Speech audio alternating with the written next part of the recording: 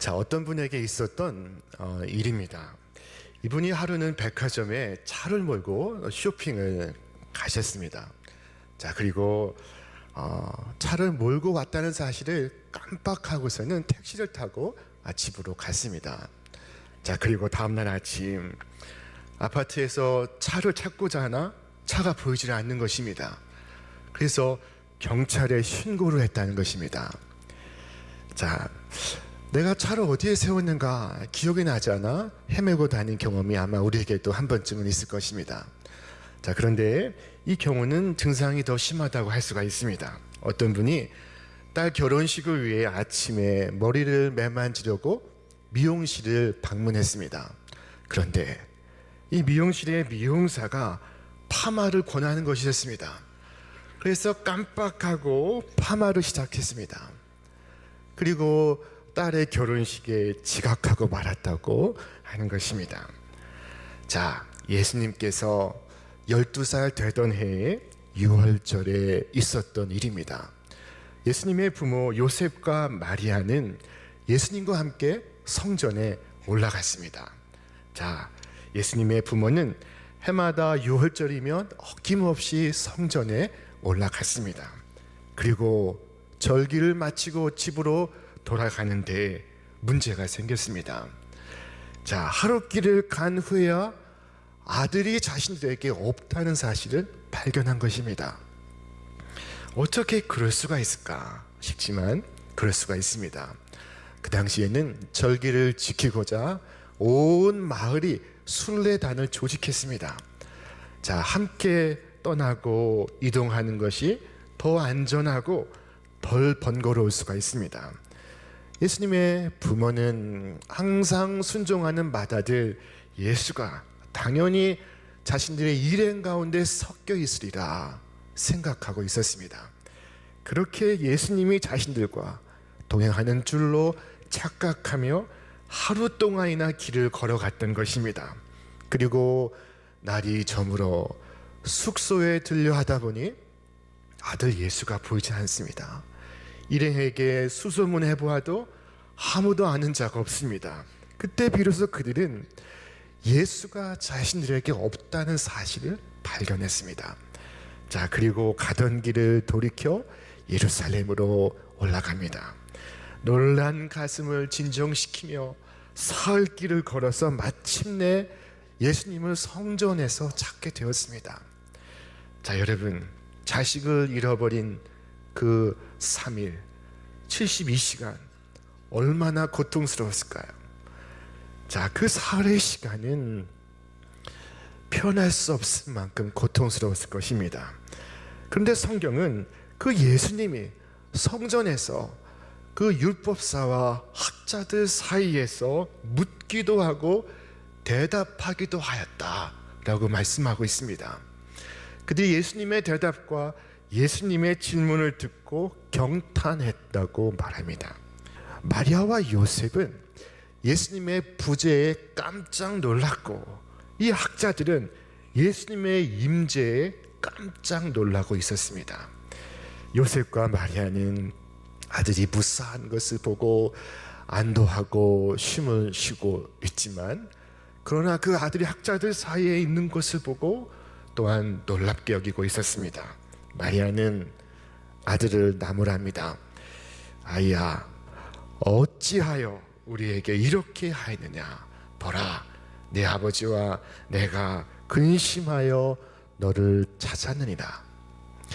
자, 그런데 예수님의 대답이 뜻밖입니다. 어찌하여 나를 찾으셨나이까?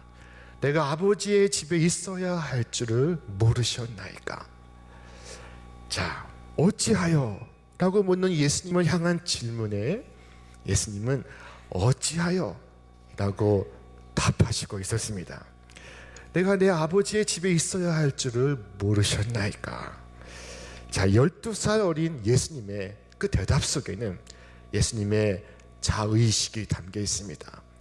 예수님은 아버지 하나님을 생각하셨던 것입니다. 아버지 하나님의 임재를 느끼며 살아가셨습니다. 예수님은 말씀하셨습니다. 내가 아버지 안에 거하고 아버지께서 내 안에 계심을 믿으라. 자, 그처럼 예수님과 아버지가 혼연일체가 되셨던 것입니다. 그리고 또한 말씀하시기를 아들이 아버지 하신 일을 보지 않고는 아무것도 스스로 할 수 없나니 아버지께서 행하시는 그것을 아들도 그와 같이 행하느니라.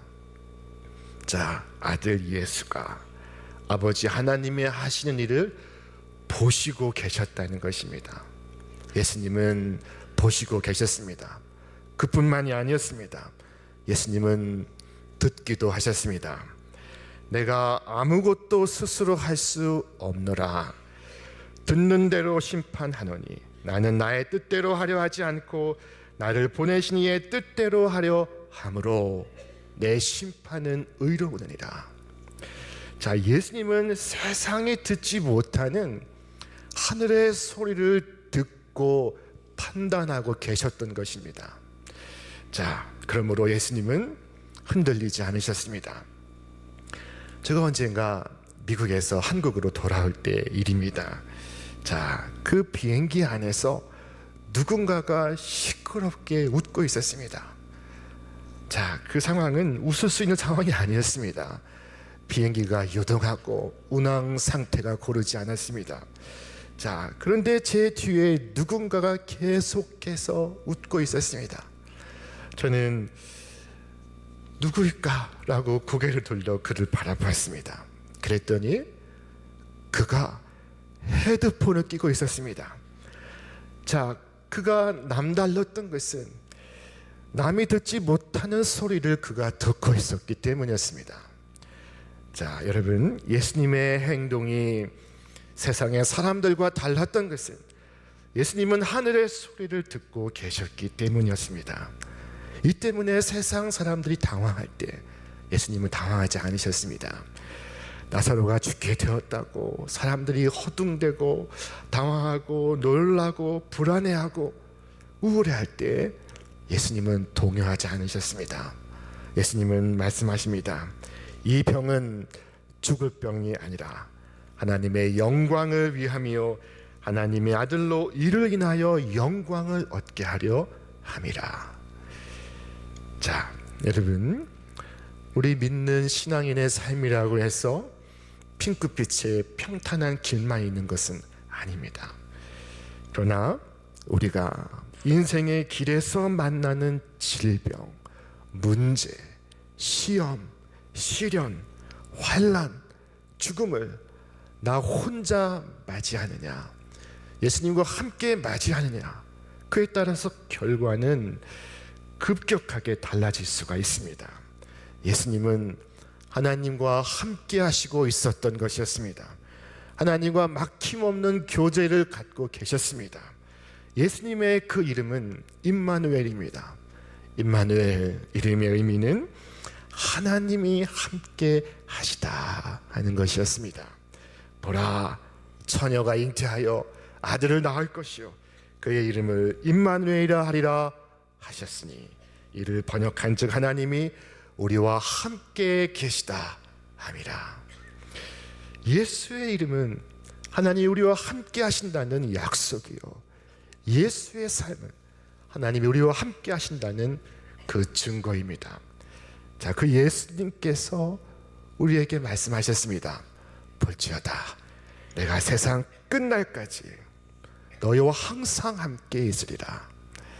그러나 우리는 때로 바쁘게 일하다가 분주하게 다니다가 예수님의 임재를 까마득히 잃어버릴 때가 많습니다.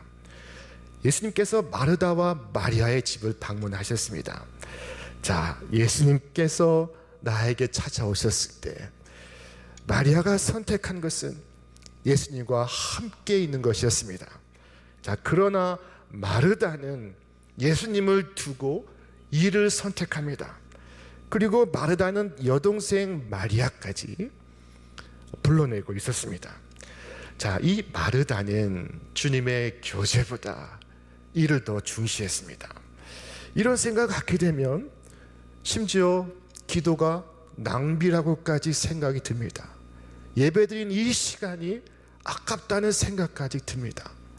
자, 여러분, 우리가 주님의 일을 할 때, 우리가 우리의 삶을 살아갈 때 우리가 보여야 할 것은 얼마나 많은 일을 열심히 하는가가 아니라 얼마나 주님과 함께 하는가 하는 것입니다. 자, 여러분, 오늘 무엇이 우리의 삶을 헛되게 하고 있습니까?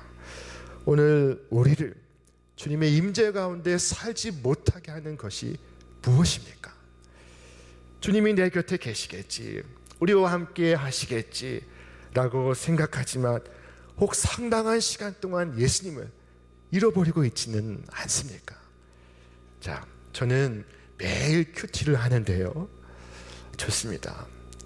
큐티하는 30분 주님과 함께 하시고 나머지 23시간 30분은 어떻습니까?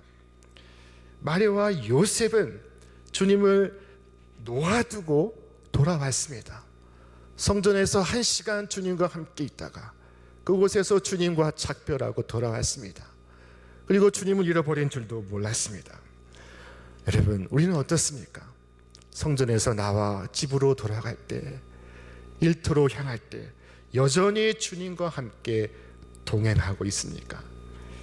마리아와 요셉은 성전을 나올 때 예수님을 잃어버렸으나 예수님이 자신들과 함께 동행하는 줄로 착각하고 있었습니다. 여러분, 이 같은 착각은 우리 믿는 사람들에게 흔히 나타나는 현상입니다. 그러나 이 착각은 믿지 않는 것보다 더 위험한 일입니다. 왜냐하면 믿지 않는 사람은 자신에게 예수가 없다는 사실을 잘 알고 있습니다. 그러나 예수를 잃어버리고 또 잃어버린 줄 모르고 예수님이 나와 함께 있는 것으로 막연히 착각하는 사람은 자신에게 예수님이 없다는 사실을 모르고 있습니다. 자, 자신은 예수님을 믿고 있다고 생각하는데 실제로는 예수를 잃어버린, 예수와 전혀 상관없는 삶을 살아가고 있습니다. 그러면서도 예수 믿는 사람이라 착각하는 것입니다. 자, 그러므로 착각하는 것이 믿지 않는 것보다 위험한 일입니다. 마리아와 요셉은 다행히도 하루 만에 예수님이 자신에게 없다는 사실을 발견했습니다. 그리고 다행히 사흘 만에 예수님을 다시 찾았습니다. 그러나 실제로 예수가 나에게 없다는 사실을 깨닫기까지는 이처럼 간단한 일이 아닙니다. 까딱 잘못하면 끝까지 예수님을 모른 채 걸어갈 수가 있습니다.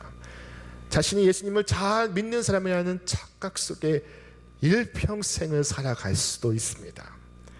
오늘 이 예수님을 잃어버린 삶은 고통으로 점철되어 있습니다. 괴로운 마음, 원통한 마음, 억울한 마음, 미칠 것만 같은 마음, 그 마음은 예수님의 마음이 아니라 예수님을 잃어버린 나의 마음인 것입니다. 이 땅에서 살고 있는 수많은 사람들이 행복하게 살지 못하는 가장 큰 원인은 열심히 살지 않아서가 아니라 바로 예수님을 잃어버리고 살아가기 때문입니다. 예수님께서 말씀하셨습니다. 내가 곧 길이요 진리요 생명이니. 자, 예수 그리스도 안에 길이 있고 예수 그리스도 안에 생명이 있고 예수 그리스도 안에 진리가 있습니다. 예수님과 동행하는 것이 인생의 문제에 대한 해답이라는 것입니다. 자, 그러므로 예수님과 동행은 우리의 소원이 되고 우리의 기도가 되어야 합니다. 자, 그렇다면 예수님을 잃어버리지 않고 예수님과 동행할 수 있는 방법이 무엇입니까? 우리는 무엇을 할 수 있습니까? 자, 우리는 두 가지의 거룩한 연습을 할 수가 있습니다. 자, 첫째로 말씀을 묵상하는 것입니다. 하나님은 당신 자신을 말씀을 통해 계시하시고 있습니다. 영국의 저 유명한 설교가인 마틴 로이드 존스 목사는 이와 같이 설명했습니다. 하나님의 말씀은 그것을 더 많이 알고 더 많이 읽을수록 우리를 더 많이 하나님의 임재 가운데로 인도한다. 그러므로 만일 주님을 항상 여러분 앞에 모시기 원한다면 시간을 규칙적으로 성경을 읽는 데 보내도록 하라. 하나님은 말씀 가운데 당신을 드러내십니다. 말씀을 묵상하고 말씀을 따라 사는 것은 하나님의 임재를 경험하는 가장 좋은 방법입니다. 자, 그리고 둘째로 주님과의 동행을 기록해 나가는 것입니다. 다윗은 주님과 동행하였고 그리고 그 동행을 기록했습니다. 그것이 우리가 읽는 시편입니다. 시편의 말씀들은 하나님과 동행하였던 다윗의 영적 일지라고 할 수가 있습니다. 자, 그러나 그 이후에도 신앙의 위인들은 주님과의 동행을 기록해 나갔습니다. 1600년 전에 어거스틴, 300년 전에 존 웨슬리, 조나단 에드워즈, 그리고 윌리엄 윌버포스, 또한 조지 위필드, 이들 사이의 공통점이 무엇일까요? 자, 바로 영적 일지를 썼다는 것입니다. 자신의 생애를 살아가는 동안 하나님과의 교제를 기록해 나갔던 것입니다. 여러분, 이 영성 일기는 이미 수천 년 계속된 신앙의 위대한 전통입니다. 프랭크 로바크라는 미국인 선교사가 있었습니다. 이분이 필리핀에서 활동하며 널리 존경을 받았습니다. 자, 그러나 이분의 소원은 사람들의 존경이 아니었습니다. 주님과의 끊어지지 않는 교제였습니다. 주님과의 날마다의 동행이었습니다. 그래서 결심했습니다. 예수님과의 동행을 기록해 나가기로. 자, 그리고 1개월, 그의 일기에는 주님을 의식하고 주님의 임재를 경험하며 살아가는 것이 서툴고 버겁다는 내용으로 차 있습니다. 자, 그랬던 그의 일기 1930년 5월 23일, 하나님께 집중하는 마음은 갈수록 강해지는 반면 다른 모든 것은 더 이상 내게 힘을 잃어버렸다. 전에는 힘들게 하던 일이 지금은 별다른 노력 없이 쉽게 잘 된다. 요즘은 걱정이 전혀 없고 잠도 잘 잔다. 거의 온종일 기쁨에 사로잡혀 있다. 거울을 봐도 내 눈빛과 얼굴에 새로운 광채가 있다. 어떤 일에도 더 이상 조급한 마음이 없다. 모든 일이 잘 된다. 마음속에서 하나님을 놓치는 것, 그 한 가지만 빼고는 아무것도 잘못될 수 없다. 자, 그리고 그의 1930년 6월 1일자 일기입니다. 오 하나님, 주님만이 저를 이해하실 수 있고 주님만이 모든 것을 아신다는 것을 깨닫고 나니 주님과 저 사이가 얼마나 더 가까워졌는지요. 하나님은 더 이상 낯선 분이 아니십니다. 자, 불과 몇 개월 사이 일어난 변화입니다. 여러분, 이처럼 주님과의 동행을 한번 기록해 보시기를 바랍니다. 매일, 매 순간 주님의 놀라운 임재를 경험하시게 될 것입니다. 주님은 우리와 함께 하시다고 약속하셨습니다. 저 강단 위의 십자가는 목숨 걸고 우리와 함께 하시겠다는 당신의 약속입니다. 이 주님과 날마다 동행하시는 하나님의 거룩한 자녀 되시기를 주님의 이름으로 축원합니다. 자, 어린 예수님은 하나님과 동행하고 있었습니다. 하나님을 의식하며 살아가고 있었습니다. 자, 그래서 예수님이 그 다음에 하신 일은 무엇이었을까요? 사람들을 모으고 제자를 삼고 설교하고 기적을 베푸는 것이었을까요? 아니요, 그렇지 않습니다. 성경은 말씀하기를 예수께서 함께 내려가사 나사렛에 이르러 순종하여 받으시더라 말씀합니다. 여러분, 예수님은 고향에 내려가 부모에게 순종하고 부모의 가업을 잇습니다. 자, 이것이 바로 우리가 할 일입니다.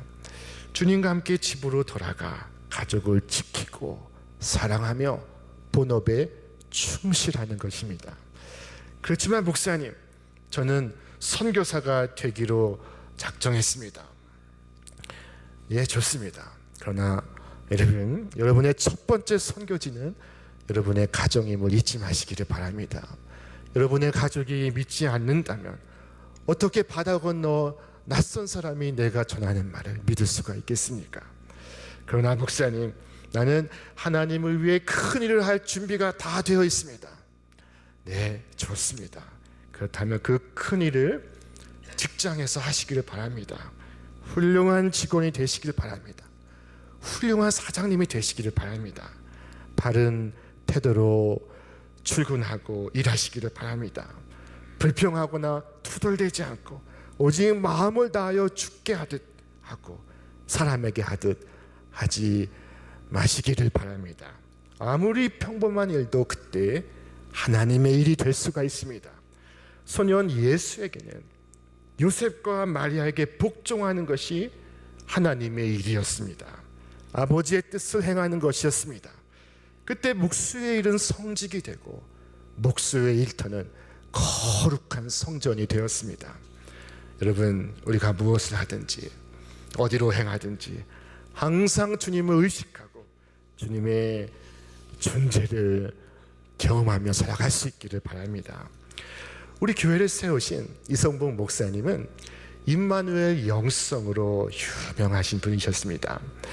자, 이분이 한 번은 하나님과 동행하는 자의 행복이라는 제목의 설교에서 말씀하시기를, 사탄과 동행하면 망하고 혼자 걸으면 고독하고 하나님과 동행하면 금생과 내생에서 행복하다 라고 하셨습니다. 그래서 주님과 동생, 동거, 동락을 주창하셨습니다. 목사님의 생전의 좌우명은 순간순간 주로 호흡하고 일보일보 주와 동행하라 였습니다.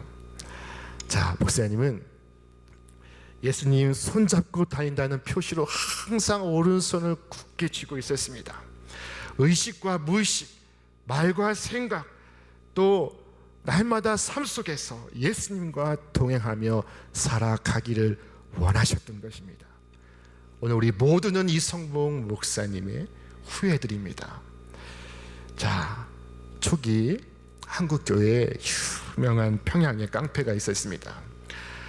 이 사람의 이름은 이기풍입니다. 자, 이분은 당시 마펫 선교사의 턱을 때려서 그 턱에 흉터를 남기기도 했습니다.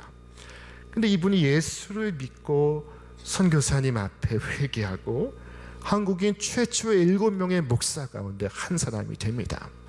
그리고 제주 선교를 떠났습니다. 이분의 제주 선교 기념관에 가시면 이와 같은 말씀을 만날 수가 있습니다. 세상과 짝하지 마라. 5분 이상 예수님을 잊지 마라. 자, 누군가 우리에게 교회를 다닌 지 몇 년이십니까? 라고 묻는다면 우리는 즉각 대답할 수 있습니다. 쉽게 답할 수 있습니다. 그러나 예수님과 동행한 지는 몇 년이십니까?